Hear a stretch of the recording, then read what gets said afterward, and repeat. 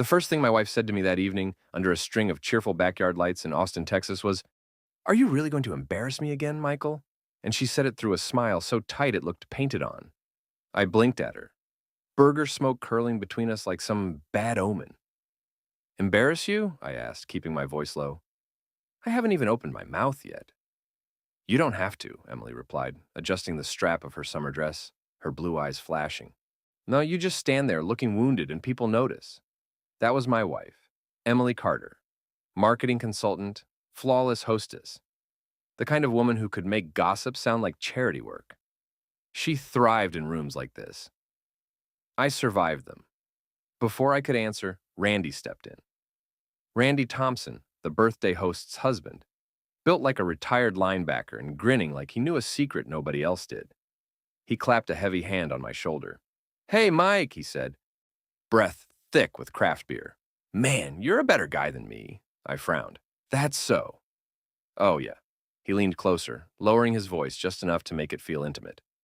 If my wife was getting that much over time at work, I'd at least asked for the guy's name. For a second, the world went quiet. The music, the laughter, the sizzle of meat on the grill, all of it dulled behind a rushing sound in my ears. "What did you just say?" I asked.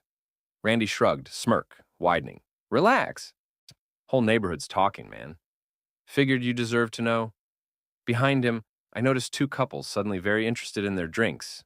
No one met my eyes. Emily's nails dug into my forearm. "Don't," she whispered sharply. "Not here." "Is it true?" I asked her, not loud, but loud enough. Her jaw tightened. "You're being ridiculous." Randy chuckled. "Guess that's a yes." I don't remember deciding to swing. I just remember my fist connecting with his mouth. A dull crack. Nay, then blood right against his white birthday polo. Gasps erupted. Someone dropped a plate. Randy stumbled back, cursing, wiping at his lip. "You crazy?" he barked, lunging forward. We collided near the patio table, knocking over a bowl of chips. He shoved me. I swung again, not clean this time, just anger, months of it, maybe years. "Michael, stop!" Emily screamed, grabbing at my shirt. "Have you lost your mind?" Rye's wife shrieked. A couple of guys pulled him back, on holding him as blood dripped through his fingers. "You see," Randy spat over their shoulders. "He knows. That's why he's mad." Every head turned toward Emily. She stepped between us, face flushed. Not with shame, with fury. "You ruined this night," she hissed at me. "Do you have any idea what you've done?" "What I've done?" I shot back. "What about what he said?" She grabbed my wrist and dragged me across the lawn, past whispering neighbors and wide-eyed strangers. "Control yourself for once," she muttered, and teeth clenched. "You look pathetic." "Pathetic?" That word stuck harder than Rye's shove. For context, because maybe you're picturing some reckless hothead. I was a 38-year-old project manager at a mid-sized construction firm. I coached a little league on weekends, paid the mortgage on our tidy two-story in Round Rock. My life was spreadsheets, lawn care, and grilling on Sundays. Nothing dramatic, nothing messy until that moment. Emily shoved me toward the driveway. "Get in the car," she said coldly. "Yeah, we're leaving." Behind us, the party buzzed back to life, but softer, like we'd become the evening's entertainment. As I slid into the driver's seat, hands trembling against the steering wheel, I realized something. The punch wasn't the worst part. It was the way everyone looked at me. Not shocked, not confused, certain. And as Emily crossed her arms beside me, staring straight ahead like I had personally humiliated her, I understood that tonight wasn't the beginning of a rumor. It was the first crack in a lie that was about to split my entire life wide open. That night in our sleek, overly organized kitchen in Round Rock, Texas, the argument continued under cold LED lights and the sharp rhythm of cabinet doors slamming shut. Emily stood at the counter, yanking open a drawer harder than necessary.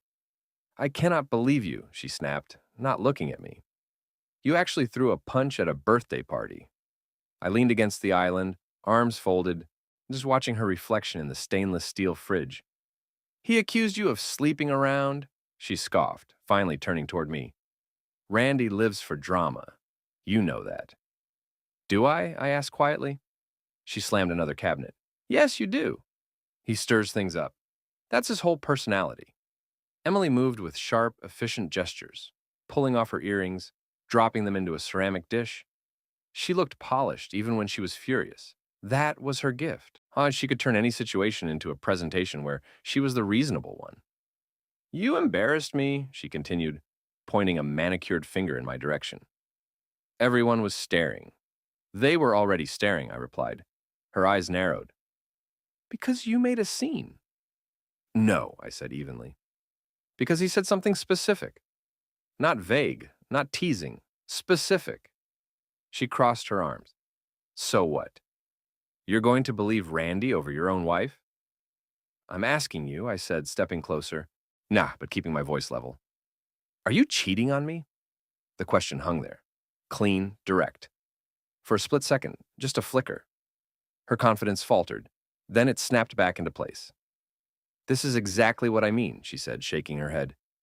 Your jealousy turns everything into some conspiracy. I'm not yelling, I replied. I'm not accusing, I'm asking. She grabbed a glass from the cabinet and filled it with water, avoiding my eyes. No, Michael, I'm not cheating on you. Happy? Look at me and say it. That earned me a sharp laugh. Oh, come on. What is this? A courtroom? Just look at me. She did. Blue eyes steady, controlled. I am not cheating on you, she repeated slowly. The words were right. The tone wasn't. I studied her face the way I studied blueprints at work, searching for structural weaknesses. There was something off. Not panic, not guilt exactly. More like irritation that I forced her to address it. Randy probably heard I've been working late. She added quickly. We just landed that new tech client. I told you about that. You've had a lot of late nights. That's called ambition, she shot back. Maybe you wouldn't understand. That one landed. I nodded slowly. So, this is my fault now. She threw her hands up. There you go again, twisting everything. I can't even breathe without you turning it into betrayal. The room went quiet except for the hum of the refrigerator. I expected anger to rise in me. Instead, I felt empty like someone had pulled the plug on whatever emotion was supposed to be there. Okay, I said finally. She blinked. Okay. I walked past her, grabbed my keys from the counter, then thought better of it and set them back down. No dramatic exits. No more scenes. Where are you going? She asked, suspicion creeping into her voice. Nowhere, I said calmly. I'm tired. She watched me carefully as if waiting for another explosion. When it didn't come, she seemed almost unsettled. You need to let this go, she said more softly. Don't let people poison your mind. Poison, I nodded again. Good night, Emily. I went upstairs and lay on my back in the dark, staring at the ceiling fans spinning lazy circles. I replayed Rye's smirk, the way the other husbands avoided my gaze, the way Emily answered just a half-second too late. Maybe she was telling the truth. Maybe I was paranoid. Or maybe I'd been the only one in that backyard who didn't know what was going on. Around midnight, and I reached for my phone. Not to text her, not to argue, to search. Private investigator, Austin, Texas. I didn't feel angry anymore. I felt precise. And for the first time since that punch landed, I decided that if there was poison in my life, I was going to trace exactly where it came from. 3 days later, I found myself climbing a narrow staircase above a nail salon and a vape shop, heading toward a frosted glass door that read, Malone Investigations. The office smelled like burnt coffee and old paper. A single window overlooked the parking lot. Behind a metal desk sat Jack Malone, a man in his late 50s with a gray buzz cut, a face like sun-dried leather and eyes that didn't waste movement. You Michael Carter? He asked, not bothering to stand. Yeah, he gestured to the chair across from him. Sit. Tell me why a project manager with a clean wedding ring and a nice truck needs someone like me. I sat down. My hands rested flat on my thighs so he wouldn't see them tighten. I think my wife is having an affair, I said. Jack didn't blink. You think or you know, I think. I admitted, but other people seemed to know. That got his attention. Explain. So, I did. The barbecue. Rye's comment. The late nights. The way Emily answered my question just slightly offbeat. Jack scribbled notes in a small black notebook.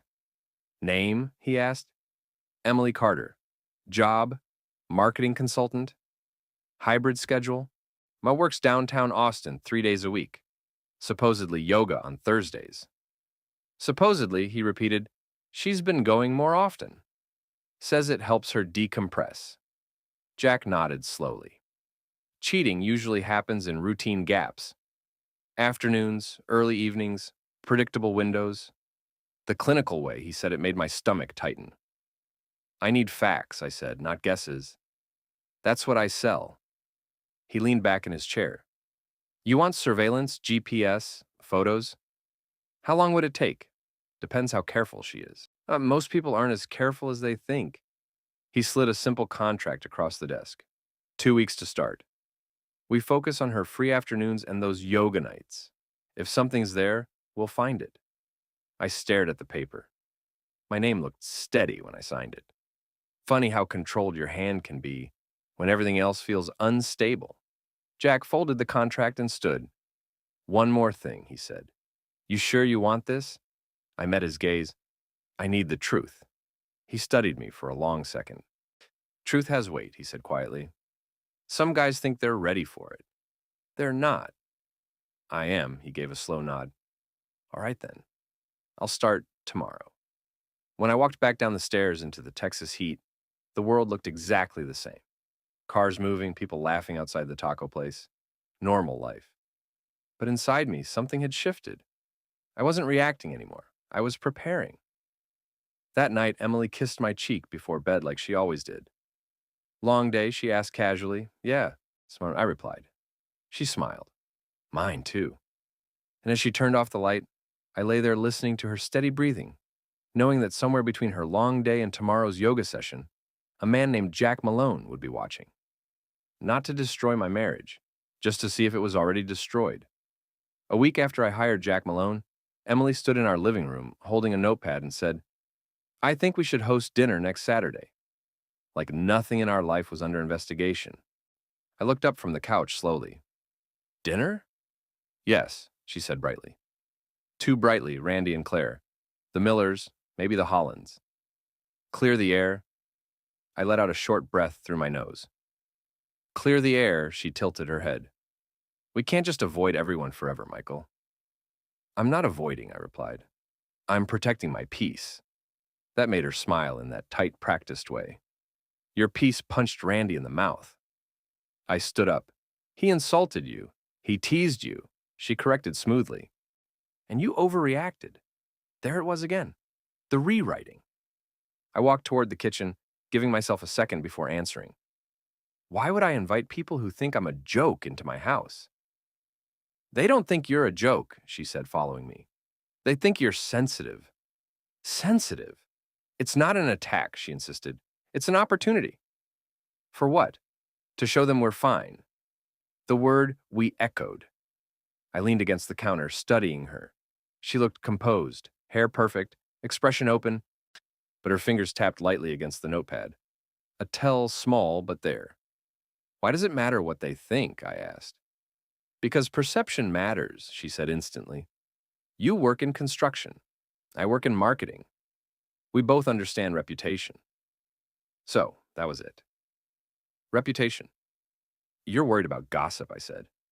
I'm worried about isolation, she countered. You can't just withdraw every time someone says something stupid. I held her gaze. I don't want them here. She sighed, lowering the notepad. Now, this isn't just about you. There it was again. She stepped closer, voice softening. Look, I know that night was ugly, but if we host, it shows unity. It shuts down rumors. Or confirms them, I said quietly. She hesitated just for a fraction of a second. Then she reached for my hand. Michael, trust me. Trust. The word almost made me laugh. Instead, I squeezed her hand lightly. Fine. Her eyes lit up in relief. Really? Really? She smiled, already turning toward her planner. I'll text everyone. As she walked away, I felt something strange. Not fear, not anger. Preparation. Because a week earlier, I might have walked into that dinner trying to defend myself, trying to prove something.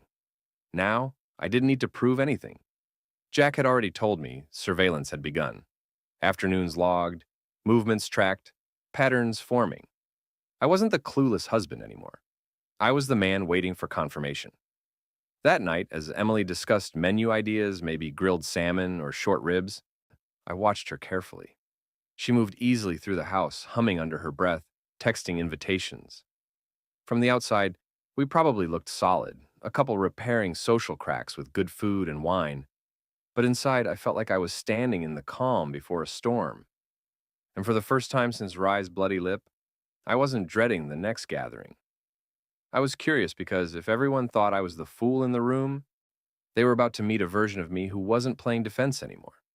The following Saturday, our house glowed under warm patio lights, jazz playing softly through hidden speakers, as if nothing had ever fractured between any of us. Emily moved through the living room like she owned the air itself, greeting guests with flawless ease.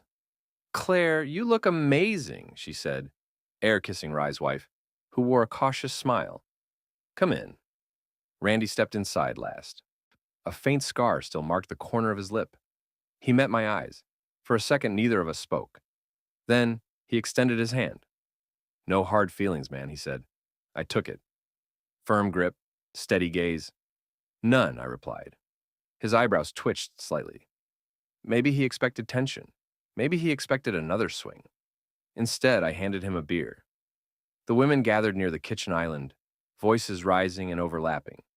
Work stories, vacation plans, school fundraisers. The sound was almost theatrical, and too bright, too rehearsed. The men drifted toward the patio. I noticed something immediately. No whispers, no side glances, no smirks. They avoided the subject entirely. Greg Miller, financial advisor, father of 3, always slightly overdressed, cleared his throat. "So, Mike, job still keeping you busy?" "Very," I said calmly. "Foundations are everything." He nodded a little too fast. Yeah, they are." Randy leaned against the railing.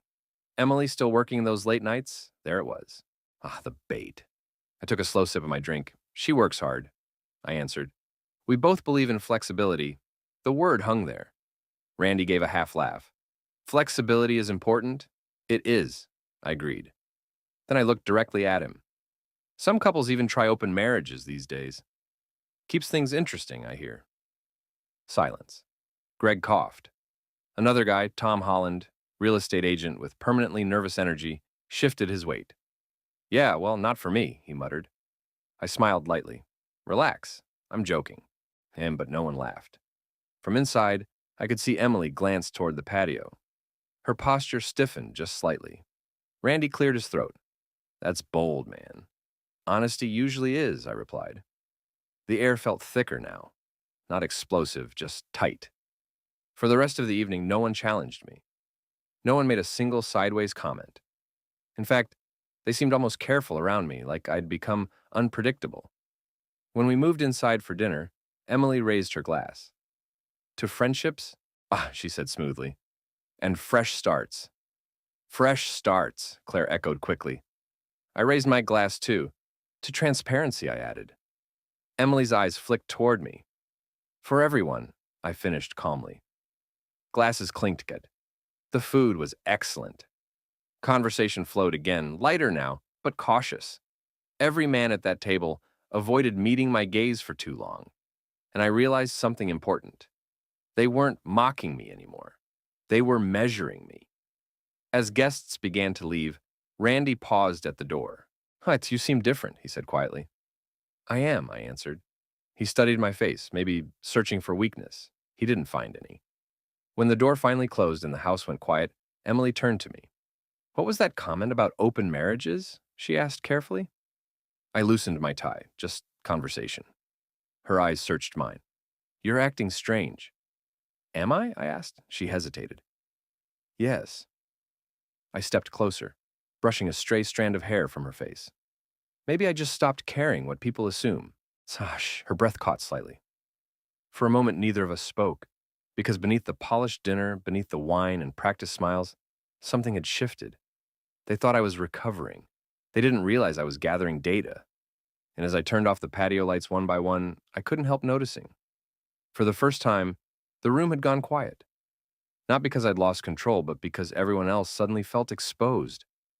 For days after the dinner party, Night, I was back in Jack Malone's office above the strip mall, staring at a manila envelope sitting between us like it might explode. Jack didn't speak right away. He just slid the envelope across the metal desk. "She's careful," he said, "but not careful enough." I didn't touch it yet. "Just tell me." He leaned back in his chair, folding his arms. "His name's Nate Collins, works with her. Senior account manager. Divorced. 42. The name landed hard. "Nate married?" I asked. "Not anymore," Jack replied. Lives in a condo downtown. Your wife's car has been parked there 3 times in the last 10 days. Afternoons.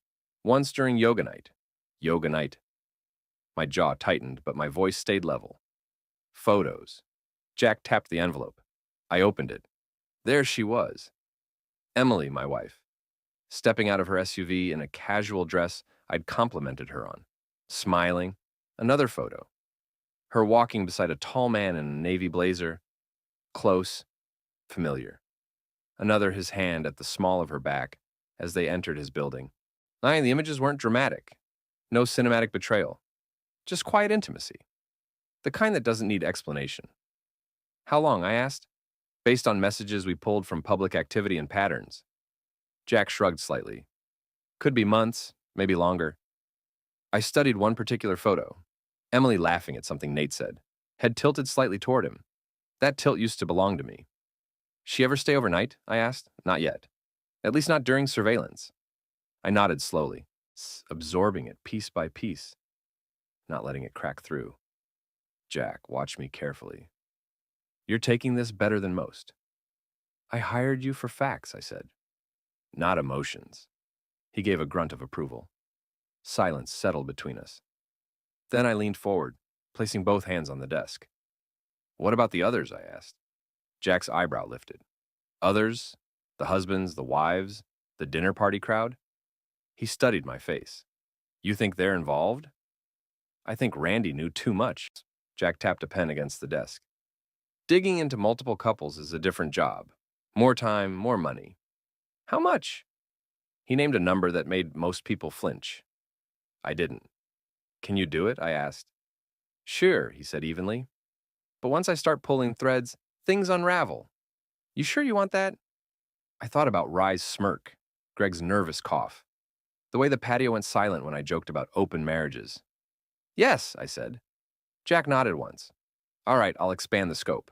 And then he gathered the photos back into the envelope, but left one out. The clearest shot of Emily and Nate walking into his building together. "For your records," he said. I stood up, sliding the photo into my jacket pocket. Outside, the Texas sun felt hotter than usual. The world kept moving. Cars, traffic lights, people glued to their phones. I got into my truck and sat there for a moment, staring at the steering wheel. Emily wasn't just cheating. She was comfortable, confident. And if the rest of that social circle knew, or worse, if they were playing their own games, then this wasn't just betrayal. It was theater. And I had just bought front row tickets. As I started the engine, one thing became clear. This wasn't about catching her anymore. It was about understanding the whole board. Because if I was going to move next, I intended to move precisely. 2 days after expanding the investigation, I sat alone in my truck outside a credit union. I'm staring at a loan agreement glowing on my phone screen. I had savings, but not enough for what I just authorized. Jack's expanded scope wasn't cheap. Surveillance on multiple couples, background checks, discrete data polls. Truth, apparently, had a financing plan. When the loan officer, a polite woman named Denise with careful eyes, slid the paperwork across her desk, she smiled professionally. "Home improvement?" she asked. "In a way," I replied. She didn't press. By the time I walked out, I'd added debt to betrayal, a quiet, invisible weight that only I knew about. That night, Emily lay beside me, scrolling through her phone. "You've been distant," she said casually, not looking up. "Busy," I answered. She hummed softly. "You're not still thinking about that barbecue, are you?" I turned my head toward her in the dark. "Should I not be?" "It's over," she said lightly. "Let it go. Let it go." Meanwhile, a man named Nate had his hand at the small of her back. Meanwhile, now I was paying interest to uncover what everyone else might already know. Sleep became optional after that. I'd lie awake at 2 in the morning, staring at the ceiling fan, replaying that night in Rye's backyard. The smirk. The way he said whole neighborhoods talking. How did he know? Did he see them together? Did someone tell him? Or was he projecting something of his own? At work, I caught myself zoning out in meetings. Concrete schedules blurred into images of that envelope of photos in my desk drawer. I wasn't spiraling, I was calculating. But calculation has a cost. 3 days later, Jack called. Preliminary findings. He said, "You free?" I drove to his office without telling Emily where I was. He didn't hand me photos this time, just a sheet of notes. Randy Thompson, he began. Frequent lunch meetings with a woman who isn't his wife. Different locations. Pattern suggests more than business. I let out a slow breath. What about Greg, I asked. Greg Miller's got late-night hotel receipts tied to a corporate card. Not exactly subtle. And Tom. Jack gave a dry chuckle. Tom's more careful, but careful people still slip. Give me more time. I sat back in the chair. So Randy wasn't just the messenger. He was dirty, too, which meant his confidence at that barbecue wasn't moral outrage. It was camouflage. You look like you're building something, Jack observed. I am, I said quietly. Revenge, Ash, he asked. No, I replied after a pause. Perspective. Because the more I learned, the more I realized something. This wasn't just my humiliation. It was a circle of secrets. And somehow, I'd been the only one without a mask.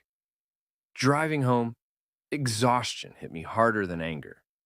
Debt ticking quietly in the background. A wife who kissed me goodbye every morning before meeting another man. Friends who toasted fresh starts while hiding their own dirt. When I walked into the house, Emily was setting the table. You look tired, she said gently. Didn't sleep much, I answered. She walked over, brushing her fingers against my arm. You need to stop carrying everything alone. If she only knew. I looked at her, really looked at her. At the woman I'd built a life with, at the person who had no idea how much I now knew, or how much I was willing to endure before making my move. That night, as she drifted off to sleep beside me, I stayed awake again. Not angry, not shouting, just listening to the quiet hum of a life that was slowly, carefully unraveling, and wondering one thing. If Randy knew first, who told him? The invitation came on a Tuesday evening while Emily was scrolling through her phone on the couch. Oh, she said lightly, Claire's hosting a little healing brunch on Sunday just to smooth things over. Healing? I repeated from the armchair across the room. She glanced up. Don't start. I didn't. It's just mimosas and food, she added quickly. Everyone feels bad about how awkward things have been. Everyone, I said. She gave me a pointed look. Yes, everyone. I studied her face, calm, measured, but there was an edge beneath it, like she needed this brunch more than she wanted to admit. You're coming, she said, not asking. I held her gaze for a few seconds. All right, I replied. She blinked, slightly surprised. That's it. No argument. No argument. Something in her shoulders relaxed, but only halfway. When the brunch was held at a sleek glass house venue out west, overlooking rolling hills that tried very hard to look effortless. When we arrived Sunday morning, sunlight poured through the walls, catching champagne glasses and polished smiles. Claire hurried over first. Claire Thompson, Rye's wife, always impeccably dressed, always speaking as if she were moderating a panel discussion. Michael, she said warmly, air kissing the air near my cheek. I'm so glad you came. Wouldn't miss it, I answered. Randy stood near the bar, hands in his pockets. He gave me a small nod. No jokes, no smirks, just watchful eyes. The women gathered at a long white table, floral centerpieces arranged with almost suspicious perfection. The men hovered nearby, half engaged in quiet conversation. Greg raised his glass. Fresh start, right? Fresh start, Tom echoed. I lifted mine. Clarity, I added. There it was again, that brief silence. Emily's smile tightened for just a fraction of a second as plates of avocado toast and smoked salmon were passed around.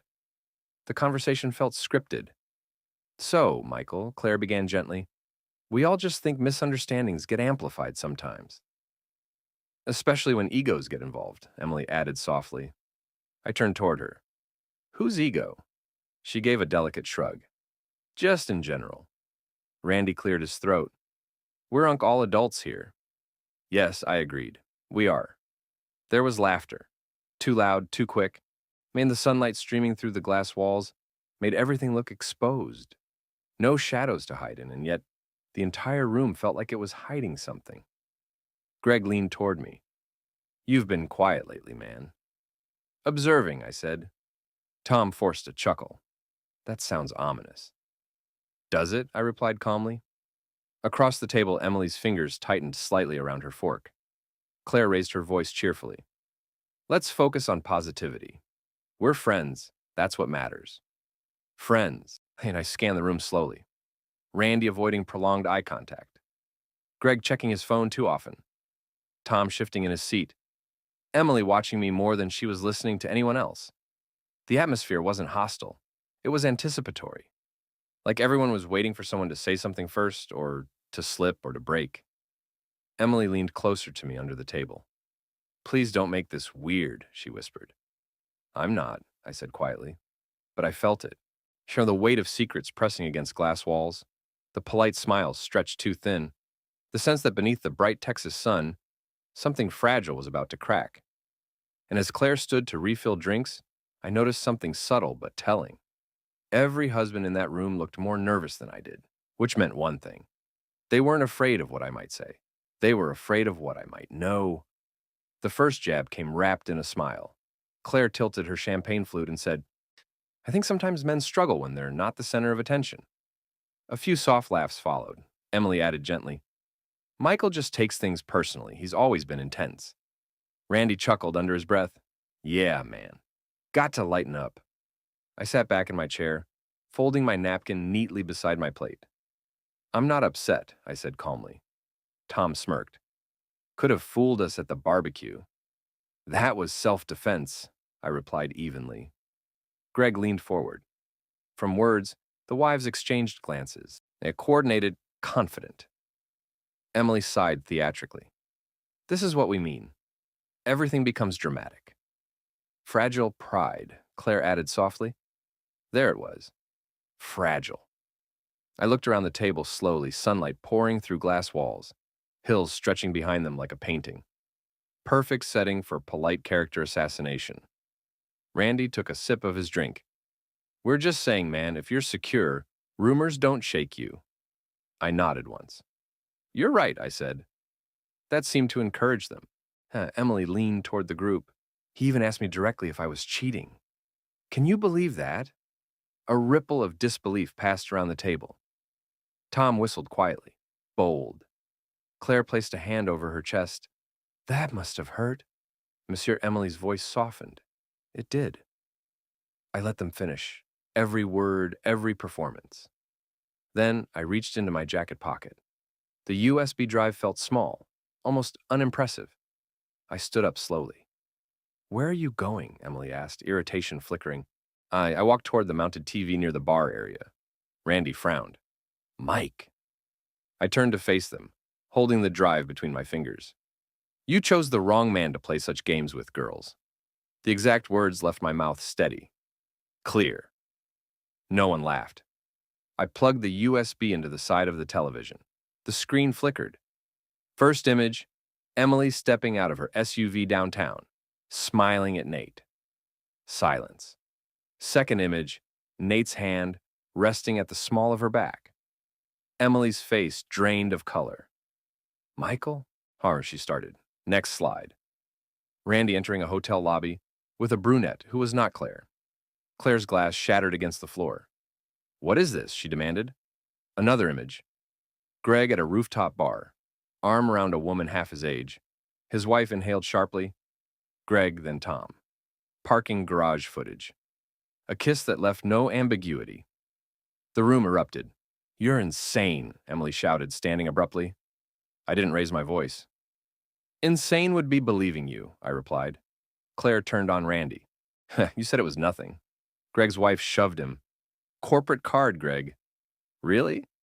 Tom tried to speak, but his wife was already grabbing her purse. The illusion collapsed in real time. Screaming, accusations, chairs scraping violently against polished floors. Emily rushed toward me. You humiliated me. I met her gaze without flinching. You did that yourself. Nate's name hung in the air like smoke. Randy lunged toward me. You had no right. I had every right. I answered calmly. You tried to make me the fool. For once, no one avoided my eyes, because there was nothing left to hide. Claire pointed at Emily. You knew about him, didn't you? Emily shook her head wildly. This isn't about me, but it was. It always had been. Greg's wife was crying openly now. Tom's marriage disintegrating in whispers near the door. I stepped back from the chaos. Didn't shout, didn't argue. I'd already said what needed to be said. And as voices overlapped in anger and betrayal, I realized something strange. I didn't feel victorious. I felt free because, for the first time since that barbecue, I wasn't standing alone in humiliation. The masks were gone, and everyone in that glass house finally saw each other clearly, including me. While the room tore itself apart behind me, I didn't shout, didn't argue. I simply picked up my keys from the edge of the bar and walked out of the glass house. No one tried to stop me. Not Emily, not Randy, not anyone. Outside, the Texas sun fell blinding after the noise inside. I could still hear yelling through the glass walls, accusations colliding, chairs scraping, someone crying. I got into my truck and closed the door gently. For a moment, I just sat there, hands resting on the steering wheel. No shaking, no rage, just a strange, steady quiet. As I drove down the hill overlooking Austin, I didn't turn on the radio. I let the silence stretch. Behind me, for marriages were imploding in real time. But mine had been collapsing long before that brunch. 2 days later, I filed for divorce. Emily didn't cry when she received the papers. She showed up at the house that evening, eyes sharp. You destroyed everything, she said coldly. No, I replied calmly. I revealed it. You blindsided me. I held her gaze. You blindsided me first. She opened her mouth to argue, then stopped. For once, there was no clean spin. No presentation, just consequences. In the weeks that followed, something unexpected happened. Randy called. I shouldn't have said what I said at that barbecue, he admitted, voice low. I knew about Nate. Emily told Claire it was just gossip. We all thought you knew, Greg texted. I'm sorry. We were covering for them. They covered for us. Tom didn't call at all, but his wife filed within days. The pattern became clear. The wives had downplayed each other's affairs to keep suspicion away from their own. A circle of quiet protection. No, and I had been the only one outside that agreement, the only one not informed. One evening, sitting alone in my living room, divorce papers on the coffee table, I thought about that backyard barbecue, about Rye's smirk, about the word pathetic. Funny thing is, I don't feel pathetic anymore. I lost a marriage, but I kept my dignity. And for the first time in a long while, the silence in my house doesn't feel heavy. It feels earned. 3 months later, I sat in a quiet steakhouse in downtown Austin, a glass of bourbon warming my hand when my oldest friend, Daniel Brooks, college roommate, straight shooter, terrible golfer, leaned back in his chair and shook his head. So he said with a crooked grin, "Do you regret destroying 4 marriages in one evening?" I cut into my steak, took my time chewing. Destroying? I repeated. Daniel smirked. That's what the neighborhood's calling it. I let out a low chuckle. I didn't destroy anything. I just turned on the lights. He raised his glass. Fair enough. There was a pause. Comfortable. So he pressed. Any regrets at all? I leaned back, swirling the bourbon thoughtfully. Only regret is leaving my damn flash drive in that TV. Daniel burst out laughing. I joined him. For the first time in a long time, the laughter didn't feel forced. I lost a house. I lost a circle of friends. I lost a version of my life I thought was permanent.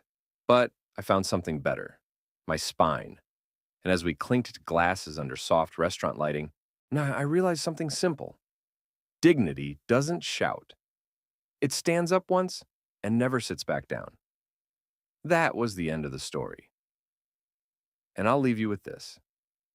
When Randy opened his mouth at that barbecue, knowing the truth about Emily, and still chose to mock me instead of speaking to me like a man, Was he justified in exposing it the way he did? Or should he have handled it differently? Tell me in the comments what you think. Did he do the right thing? And if this story meant something to you, if it made you think twice about loyalty and silence, hit like, subscribe to the channel, and let's keep these conversations